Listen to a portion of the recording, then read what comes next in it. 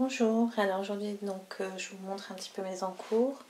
Donc mon Birds of a Feather qui a bien avancé. Donc je suis toujours au rythme de une section par semaine. Donc là, comme on peut le voir, en fait c'est une section qui ne bouge plus en nombre de mailles. Donc ce qui fait que c'est assez facile. Je sais que voilà, en une soirée je peux faire ma section sur ce châle. Donc c'est super, je suis très contente du résultat. Je suis très contente de bien réussir à garder ce rythme. Donc voilà, beaucoup de points positifs sur ce modèle. La laine est magnifique. J'ai pas d'erreur, en tout cas j'ai pas vu d'erreur pour l'instant. Les seuls rangs en fait plus difficiles, ce sont les parties un petit peu dentelle, hein, où il faut faire un peu attention, mais sinon ça avance tout seul. Donc c'est vraiment super. Je suis vraiment très très satisfaite de ce modèle. Et je pense que je vais l'avoir fini dans les temps. Voilà, donc sur celui-ci, c'est tout. Alors ensuite... Alors mon gingerbread, sans surprise, n'a pas beaucoup avancé. En fait, je voulais faire une vidéo sur la façon de relever les manches avant de continuer. Donc là, ça y est, j'ai fait ma vidéo. J'espère qu'elle sera bien faite et que je vais pouvoir vous la mettre en ligne. Donc voilà, j'ai commencé à relever les manches. Je pense que je vais faire la manche cette semaine. Contre, du coup, c'est un peu ce que j'avais dit dans la dernière vidéo. Mon boxy a bien avancé. Donc c'est un peu bazar parce que j'ai pas assez de... j'ai pas voulu en fait mettre mes mailles sur un fil. Donc j'ai mis sur une aiguille, mais c'est un petit peu dangereux. Donc je ne sais pas si on voit là ce que ça donne. Ça c'est l'épaule et le début du bras. Donc ça c'est le devant. Avec donc le col V. Tout ce qu'on voit là c'est le dos. En fait vous voyez là vous avez la manche. Et donc là sur les aiguilles en bambou j'ai relevé les mailles du second devant. Donc qui va venir en face de celui-ci. Et donc ensuite donc je vais faire en fait la même chose que ça de ce côté là. Et ensuite je vais enfin passer en rond. Je dis enfin parce que c'est vrai que les rangs en vert en jersey j'ai plus trop l'habitude, donc j'ai hâte de passer au tricot en rond. Mais je pense que là en fait les épaules, le haut du boxy, je pense que c'est la partie la plus longue, la plus difficile. Après je vais avoir une mer je précise, de jersey. Voilà, donc ça a bien avancé. Bon, je m'en doutais un peu, hein, je vous avais dit la semaine dernière que j'avais hâte de le lancer. Donc voilà. Alors j'ai commencé mon pull pour homme, donc qui fait partie du livre texture. Donc c'est le Boatyard Pullover. Donc le début m'a un peu surpris parce que je pensais que c'était qu'on commençait en rond, voilà. En fait on commence en rang. On fait une seule partie de l'encolure et ensuite on monte des mailles pour la deuxième partie. Vous voyez, j'ai une partie qui est beaucoup plus longue que l'autre, donc il n'y a pas de rang raccourci. En fait, on commence à tricoter en rang. Ensuite, on monte les mailles pour j'imagine que c'est le devant évidemment qui va être plus bas que le dos. Et voilà, donc ensuite on a, là je suis aux augmentations raglan. Donc j'aime beaucoup le rendu en fait avec ce fil.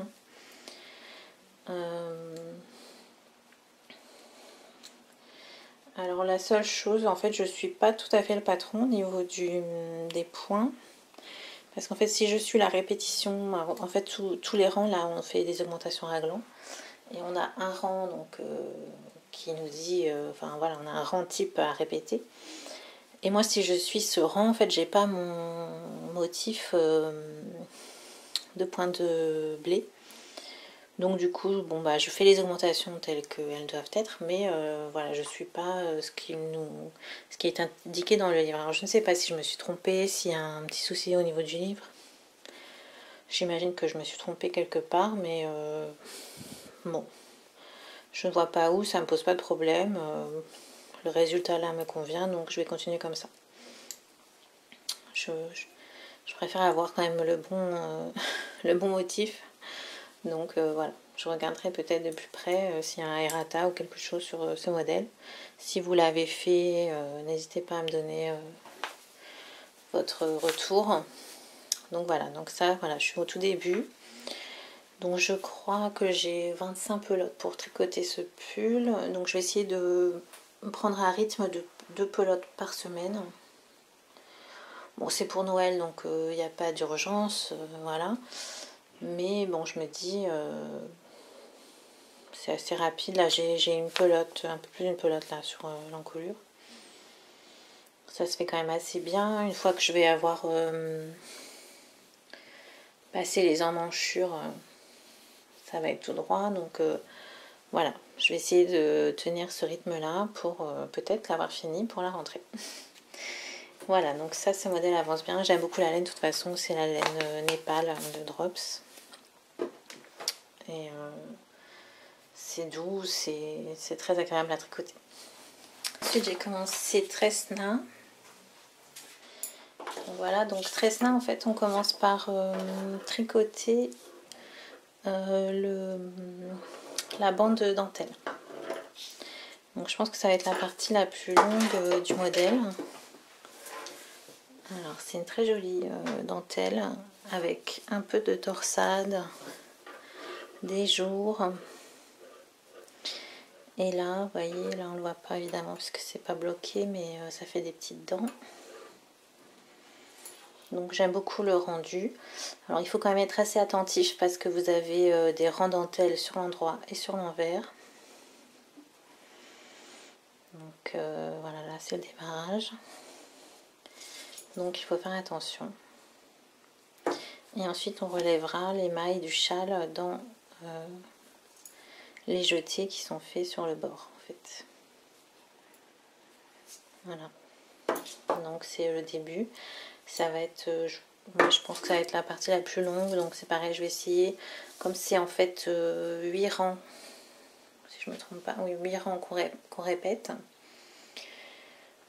Je vais essayer de faire voilà un certain nombre de répétitions par semaine ou par jour pour pouvoir le faire. J'ai envie de le finir là, celui-ci fin mai, grand maximum.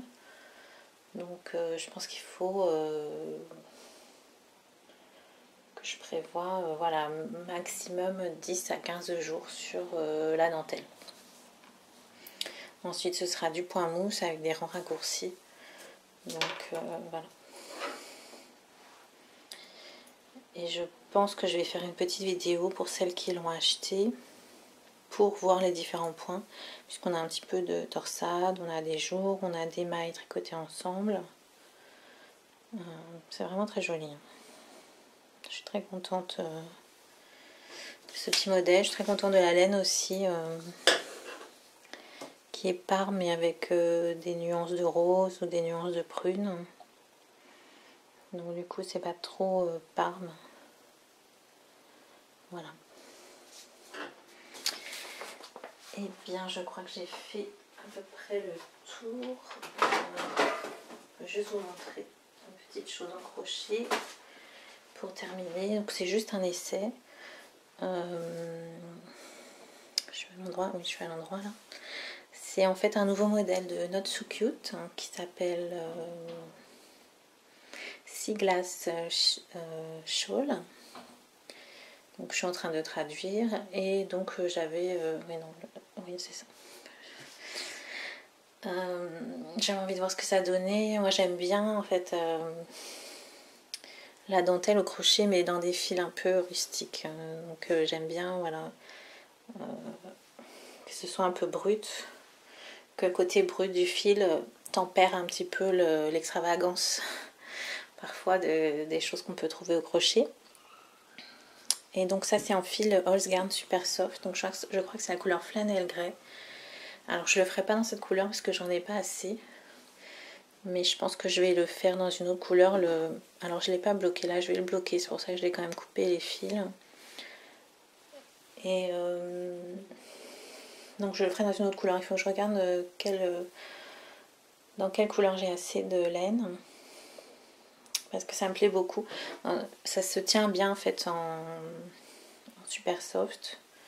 Donc je pense que ça va être très joli. C'est un très joli châle. Donc il commence, la dentelle est la même sur tout le châle.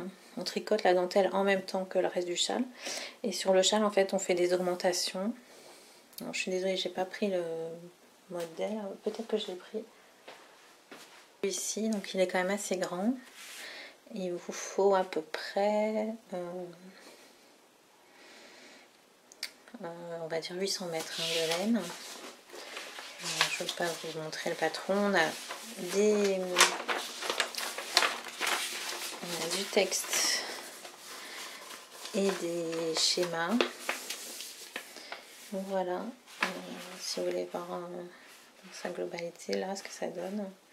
Donc c'est un châle en forme de croissant, on fait des augmentations, ensuite on a une partie droite et ensuite on fait les diminutions tout en gardant cette bordure dentelle. Voilà. Donc ce sera disponible là très vite sur le site. Peut-être que ça allait déjà, le temps que j'édite la vidéo, peut-être que c'est déjà sur le site. Écoutez, c'est tout pour aujourd'hui, pour cette semaine. Je vais essayer de faire une vidéo toutes les semaines, comme ça vous aurez mes avancées. Je sais pas si c'est intéressant. Et puis j'intercalerai avec des petites vidéos techniques sur les différents modèles que je fais, s'il y a des choses qui peuvent être intéressantes, voilà, pour les personnes qui le tricotent ou qui le crochettent. Celui-ci, du coup, comme je vais le faire, je vais faire des vidéos spécifiques pour les personnes qui auront acheté le patron. Parce qu'il y a beaucoup de points, il y a beaucoup de choses à voir, donc je pense que ça peut être intéressant de vraiment le faire en vidéo.